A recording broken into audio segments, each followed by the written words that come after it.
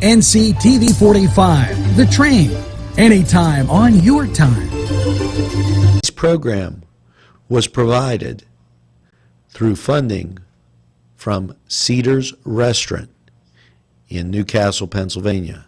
A special thanks to Cedars, featuring Middle Eastern, Italian, and American cuisine. Screen Printing Newcastle is the place to go for signs, shirts, hats, vinyl lettering, embroidery, magnets, vehicle lettering, banners, window decals, and they can put your design on many items. They have decals for vehicles and signs for all your advertising needs. Great selection of sizes and styles of regular or glitter t-shirts. R&A can iron on a logo while you wait and can do any school logo. R&A Screen Printing, 1217 Moravia Street, Newcastle, open Monday through Friday, 9 to 4. Call 724-652-2240. Today's program was furnished by a grant from the Beanery Depot and Deli, featuring coffee, made-to-order subs, and snacks. The Beanery Depot and Deli in Mahoningtown.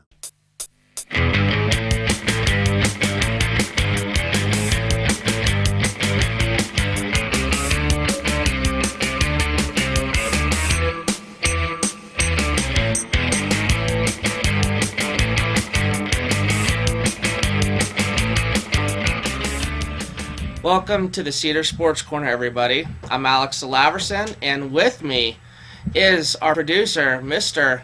Angelo Parada. And Angelo, this is probably my favorite time of the sports year, March Madness. And I think the thing I love about it the most is when you see a small school upset a big school. And one school that I noticed that is not in this tournament bracket is your beloved Robert Morris Colonials. That's an arch rival. They're not beloved, but I have a few interesting notes and a question for you. And the question I have for you: has the NCAA oversold their product and given way to the NIT? I don't know about that. I think the thing that turns most people off about college basketball is lately what's been happening with all the scandals. You also see when it comes down to the Final Four time, or the championship game time, the championship winner, more I should say, is that it's usually the same powerhouse schools. When you think of NCAA tournament dominance, you think of the Dukes, the UConns, North Carolina. That's precisely what I mean. Why not watch the NIT? Now, I'm going to go to the NIT right now and give you some interesting, phenomenal information. Oh, this boy. is a curveball. I know it. I threw it right off the bat. Here we go. This is going to be fun. Notre Dame, 20-14, snubbed by the NCAA, playing Hampton, 19-15, snubbed by the NCAA. So what is this? So basically, it's like the NAT. It's basically the. This was the big tournament, and now it's kind of like the second tournament. And look at this: Penn State, 21-13, snubbed by the NCAA. Now Temple, 17-15, I understand. But how about this? Oregon, 22-12. Rider, 22-12. Mississippi State, 22-11. And Nebraska, 22-10. Well, the reason you have schools with records over 20 wins not in the tournament is because, of course, the mid-majors and smaller schools are guaranteed spots in the tournament for they win their conference championship playoff bracket. How do you feel about that? Thus, I feel like if you don't win your tournament, you don't go. So the NCAA would make the ACC the same as the Atlantic 10. Well, also, though, that what that also does is kind of block out potential bids for schools such as your for real beloved Duquesne Dukes, not the Robert. They would have to win the tournament. That's what I'm saying. They would have to win their If they win the tournament, fine. If you don't win the tournament, you got to beat who's in your backyard. Look at this one. St. Mary's of California, 28-5. Wow. 28-5. That's kind of large. Yeah, that's even if you don't play a tough schedule, to only lose 5 games is quite remarkable. The only thing I would disagree with you on is that I hold more stock in the regular season champions in terms of conferences. So the ACC regular season champion or the SEC regular season champion, I don't think it should be the tournament champion that gets a guaranteed bid. I hold more stock in the regular season because it's a larger body of work. You know what I mean? It's more of an overall what you've done. You want the madness, and you want the schools to share in the excitement with their own tournament. So I say throw everybody in, play your way out of your tournament, and then go for it. Now, I have some interesting picks as we go down the line, in which I feel I have to tell you. Oh, boy. Are you ready? Here we go. The pick in the South region, Loyola of Chicago. Why? Not only do they have a great record, but they get by Miami of Florida, and then all of a sudden it becomes an easy trip to the regional.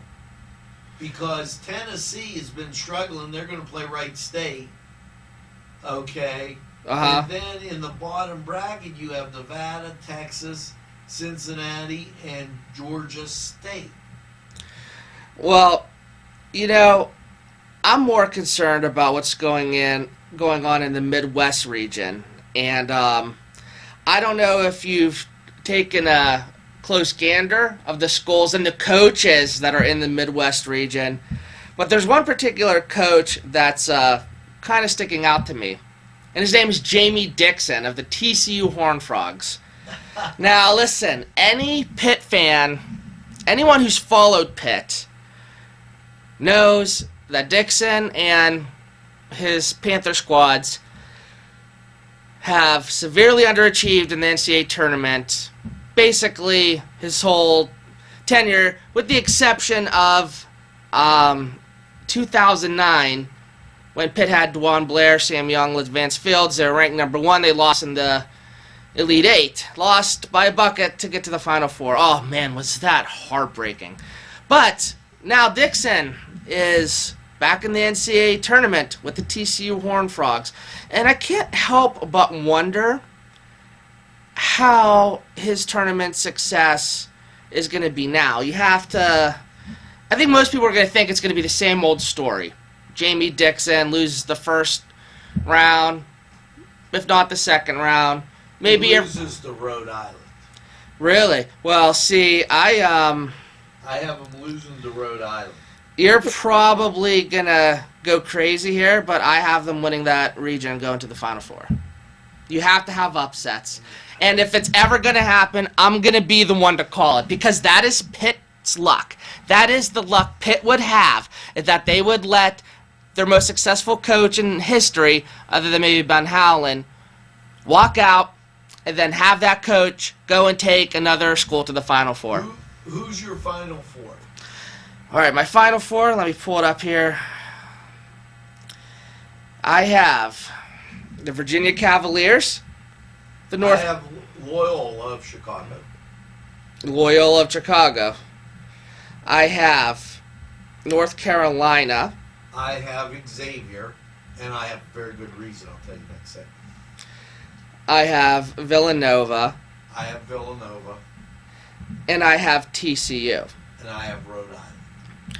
Okay, so now you have a pretty... we have to take a break. Yeah, we'll continue. We'll finish this up. And I'll tell you when the next segment comes back Wolford. Wolford. Okay. Well, yeah, so our next segment, we'll continue to talk about this a little more, but for now, a word from our sponsors. Hey, Angelo Parada here for Croakers, Kegs, and Corks.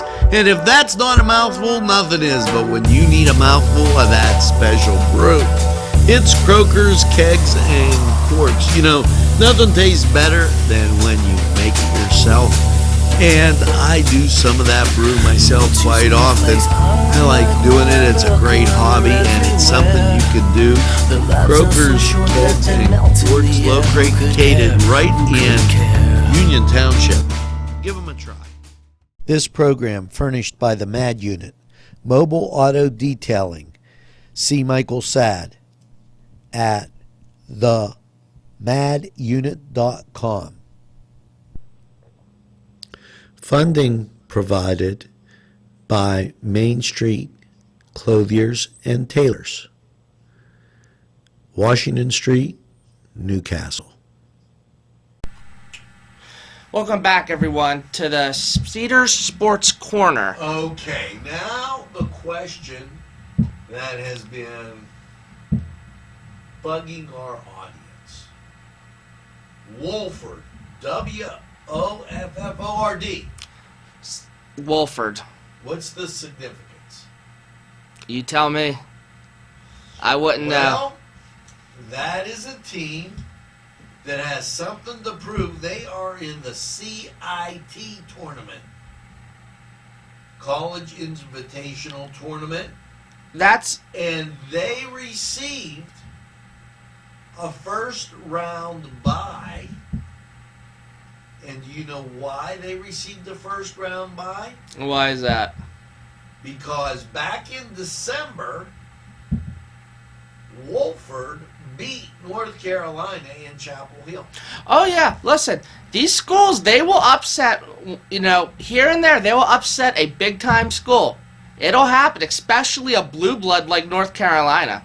It'll happen. No pun intended. Yeah, exactly. No pun intended. Baby blue blood. Like I said earlier, I really do like the tournament because it gives the smaller schools a chance to shine. Well, although Wolford's not, You say the tournament.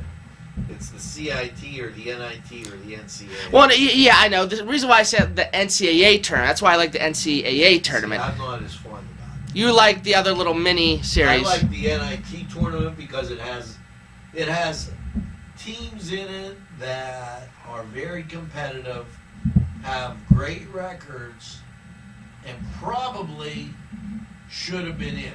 24-10 BYU. Mm-hmm.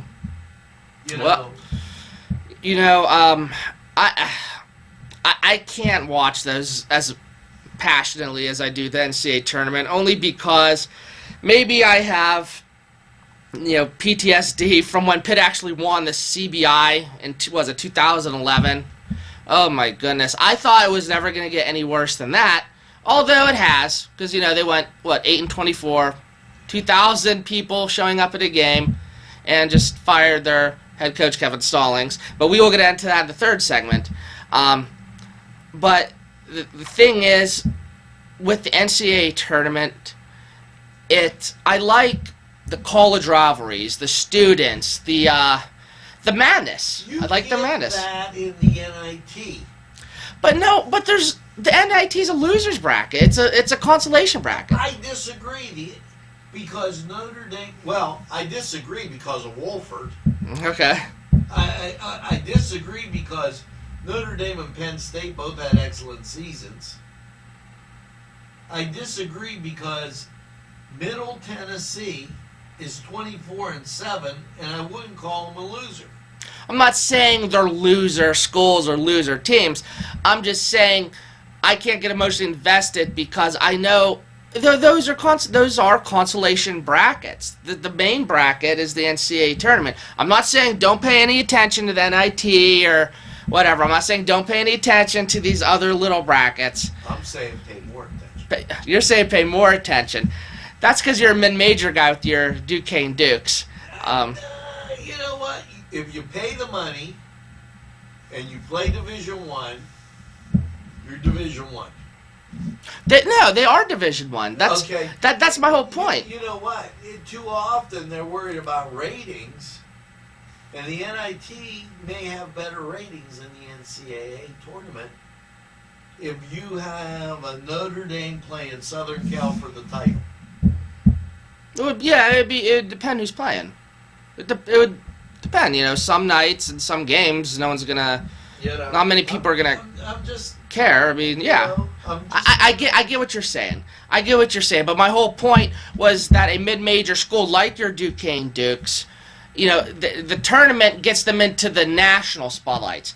Other than people outside of, other than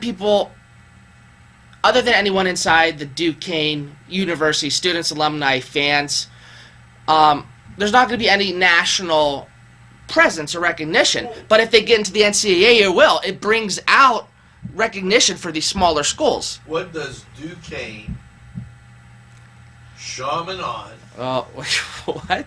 and Notre Dame have in common? What do they have in common? A gentleman living in the state of Hawaii liked the schools and named his kids Chaminade, Duquesne, and Notre Dame. I'm not sure how to respond to that. So, Wait. well, we got to go to break. Yeah, me being so perplexed right now means we got to go to a break. But in our last segment, we are going to talk some pit hoops and some potential coaching replacements for Kevin Stallings. So let's take a break and a word from our sponsors. Today's programming is brought to you by NCTV45 and NC Radio 450, Newcastle's community television station. This program furnished by Sporting Goods, 23 East Washington Street, Newcastle. Call 724-658-2535. These fine businesses provided funding for this program. Gatherings, Town and Country, and On Target. Welcome back to the Cedars Sports Corner, everybody. So it finally happened, Ange. Kevin Stallings not coming back. We had this big conversation, We talked about it for a few shows.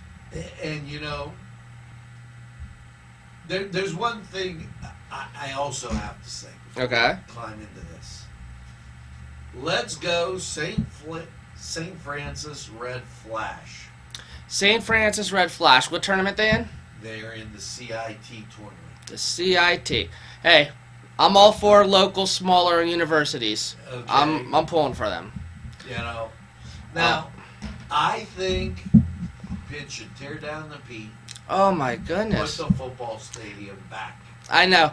Yeah, we talked about that before, and that everyone that's watching, that watched our debate last time, knows how we both feel about it. But what I want to talk about is potential coaching replacements.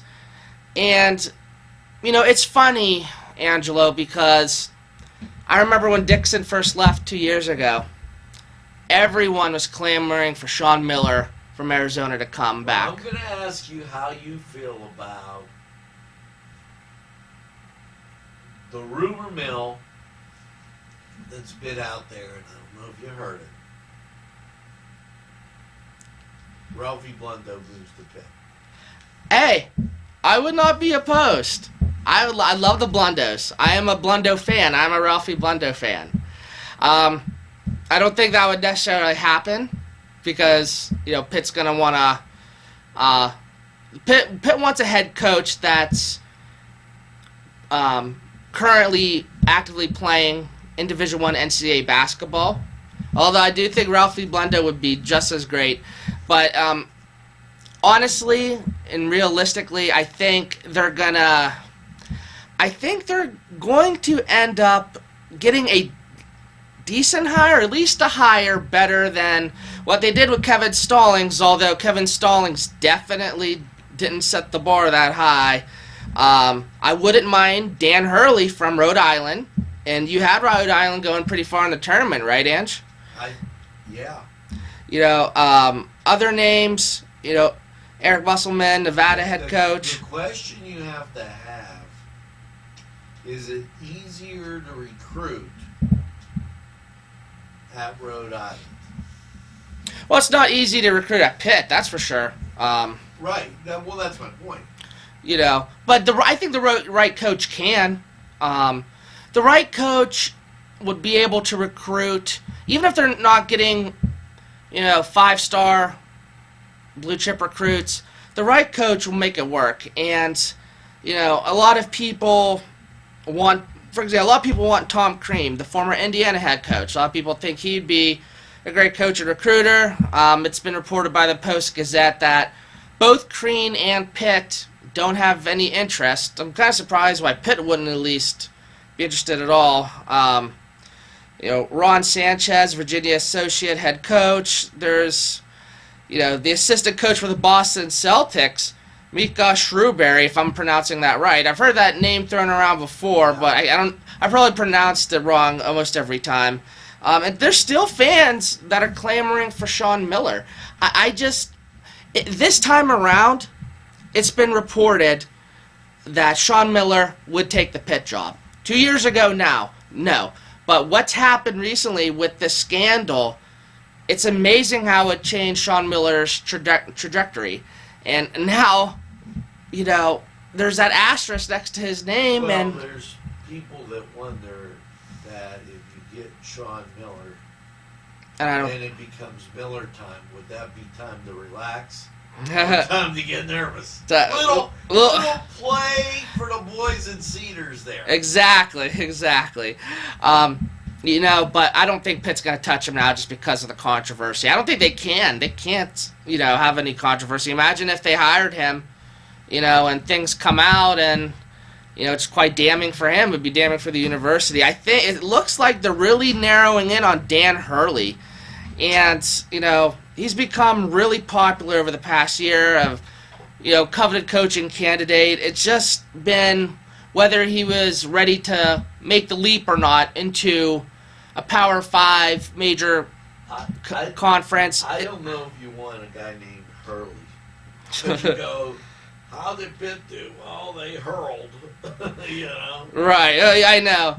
You know, Hurley wasn't interested 2 years ago, but now it's coming down to the options he has. Do you and think he'll hire, if Hurley gets the job, do you think he'll hire Mo and Larry? You are too lighthearted, you know, for when it comes to Pitt. Hurley and Larry. I notice how lighthearted you are when it comes to Pitt, and I think it's ultimately comes down to because you think they're a joke, which I can't really disagree with, you know, at this point in time. I stood up for their football program. Oh, I know. You want them to be a football school, but anytime Pitt basketball now, it's like you just don't give them a thought. Just tear down the Pete, get them out of here, you know. Yeah. Go back to being a football school. You're in Western Pennsylvania. You're a football school. You know, I think I'd be okay with that too. But I would like them to make a good hire, and I hope it's Hurley from Rhode Island. But anyway, that's gonna be it for our show. Any do I dare ask any last thoughts or words? Because I know it's gonna be something sarcastic. Watch the NIT. Let's go Notre Dame. Watch the NIT. Loyola Chicago. They're carrying a flag.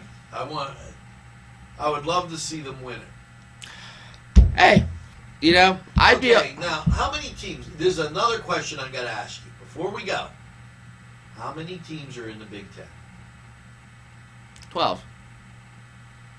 11. 13. Can you name the 13th team that was a founder? That was a founder? Yes. So not an expansion team? No. Rutgers. The University of Chicago was a Big Ten team. Wait, but they're not currently part of the Big Ten. They are still considered part of the Big Ten, even though they don't play in basketball. college football. College football. So, but they're not part of the Big Ten in college basketball, though. Listen, I didn't make the rule. I'm not the president. They're considered part of the Big Ten. Okay, all right. It's like, like Notre Dame, how they're really an ACC school, but they don't play football in the ACC. Okay, but for real, this is gonna drive me nuts now. I'm like 100% sure Chicago's doesn't play Big Ten sport. I have to look this up. All right, I'll look it up. Next show, you can destroy me. But I hope all of you have a good one. And my closing thought is to enjoy the tournament. And Jamie Dixon and the Horned Frogs, they're gonna do it. At least I'm delusional. But you guys have a good night, everyone. Good evening. All right. A special thanks to the YMCA for caring about the Lawrence County community and providing funding for this program.